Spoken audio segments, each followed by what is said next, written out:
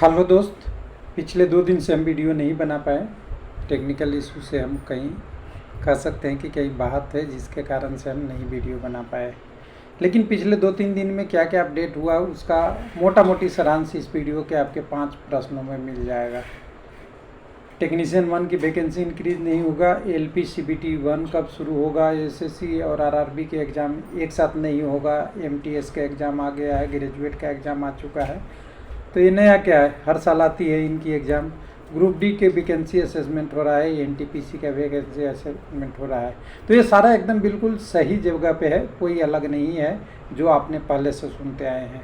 तो सबसे पहले हम चलेंगे आपके टेलीग्राम वाले टॉपिक को पहले कवर कर लेते हैं, जिसमें आप ही लोगों ने बोलते थे कुछ तो बोलो, कुछ तो वैकेंसी अब बढ़ेगा कि नहीं बढ़ेगा। अगर टेक्नीशियन ग्रुप डी मिला के 25-30 हज़ार हो जाए और यूट्यूबर एक लिख दे तो वैसे कुछ नहीं होने वाला। तो ऐसा होता भी नहीं है, बिल्कुल सबको पता है कि वैकेंसी रेलवे ही निकालता है। यूट्यूबर तो केवल एनालिसिस करके डिटेल बता सकता है। कुछ लोग दूसरे चैनल से स्क्रीनशॉट लेके भी यहाँ डाल रहे हैं कि अब टेक्नीशियन की वैकेंसी को बोल दिया है कि एग्ज़ाम जल्दी होगा, सून होगा, शॉर्टली एग्ज़ाम होगा। किसके किस लिए? 2/24 का, 1/24 का और 3/24 का। बाकी वैकेंसी जो ग्रुप डी और एनटीपीसी है उसका असेसमेंट चल रहा है आने वाले वैकेंसी की। तो देखिए अभी इन्होंने जो नोटिस है देखिएगा, यहाँ 3 वैकेंसी की लिखा बात किया गया है, जबकि ओरिजिनल में पैरामेडिकल की भी वैकेंसी आ गई है। तो 4 नोटिफिकेशन पब्लिक में आ गया है। हो सकता है ये पुराना होगा इसलिए है। तो देखिए एग्ज़ाम तो होना है ना, इसके लिए तो कोई कन्फ्यूजन नहीं है किसी का एग्ज़ाम होगा या नहीं होगा, होना है। टेक्नीशियन की वैकेंसी की बात थी, तो टेक्नीशियन की वैकेंसी में असेसमेंट जो हुआ है वो हुआ है करीब करीब 14,000 पोस्ट का। अगर 14,000 होता है तब भी कह सकते हैं कि 3 से 4,000 वैकेंसी बढ़ेगी। लेकिन अनुमान तो यही था कि 25 से 30 हो। लेकिन रेलवे वैकेंसी खाली है, ऐसा कुछ नहीं है, निकालना ही नहीं चाहेगा। अगर वैकेंसी जैसा कि पिछले 5 साल में नहीं निकला तो आप अनुमान लगा के क्या कीजिएगा। संसद में बोला जाता है हम लगातार वैकेंसी ले रहे हैं, और ट्रेन एक्सीडेंट 17 से 18 हो चुके हैं जब से आपके सरकार 3 यानी 3rd टर्म की सरकार बनी है तब से।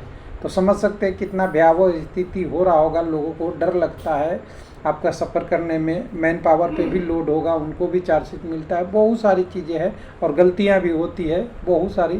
तो ये सब की सुधार करने का एक ही उपाय है कि मैन फोर्स जो वर्किंग है वो बढ़ाया जाए। तो देखिए टेक्नीशियन की वैकेंसी अभी इंक्रीज होगा, मेरा अभी अनुमान वही है, कोई गड़बड़ नहीं है। हालांकि पेपर अभी होने में टाइम है, एलपी की पेपर होगी उसके बाद ही होगा।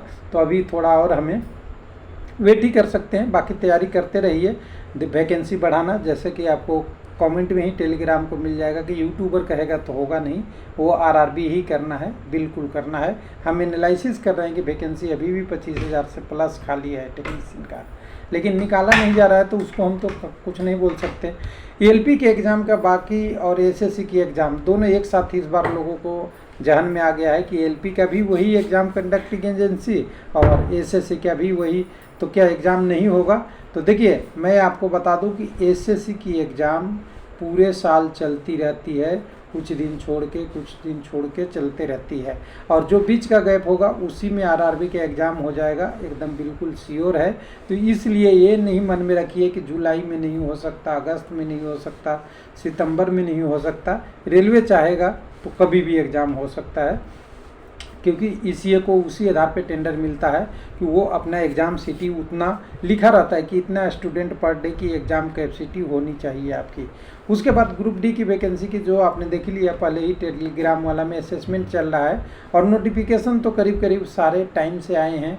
तो ग्रुप डी भी अब बहुत दूर नहीं है, आपके पास अगस्त आ ही गया है, अब सितंबर तक ये भी आपको आ ही जाना चाहिए, सितंबर अक्टूबर तक। उसी तरह एनटीपीसी का आ ही जाना चाहिए।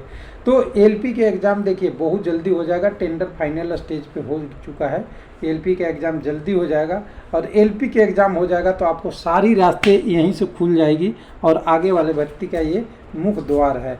तो अभी बहुत सारी ओपन है और इतने सारे वैकेंसी है, अगर आप मेहनत करते हैं तो आपके लिए ऑप्शन है।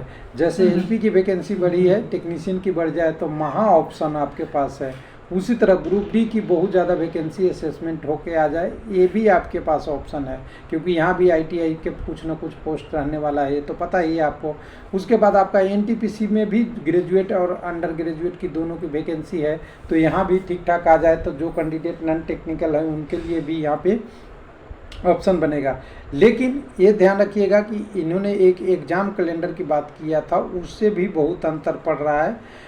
अंतर ये पड़ रहा है कि वैकेंसी को दबाया जा रहा है, सीधी सी बात बोले रोक रोक के दिया जा रहा है कि अगली साल भी देना पड़ेगा, ऐसा लग रहा है। लेकिन एग्ज़ाम रेलवे का प्रोसेस बहुत टिपिकल पोजीशन है, एग्ज़ाम करते करते 1.5 साल 2 साल 2.5 साल हो जाती है, तो फिर कैलेंडर वाला वैकेंसी बचा के रखने से जब बहुत ज़्यादा गवर्नमेंट के तो फ़ायदा नहीं हो और नहीं स्टूडेंट का होगा, लेकिन अगर ये दिखाना नहीं चाहते हैं वो चीज़ छुपे रहना है, हाइड, वो वाला नुकसान होगा। थैंक यू, धन्यवाद।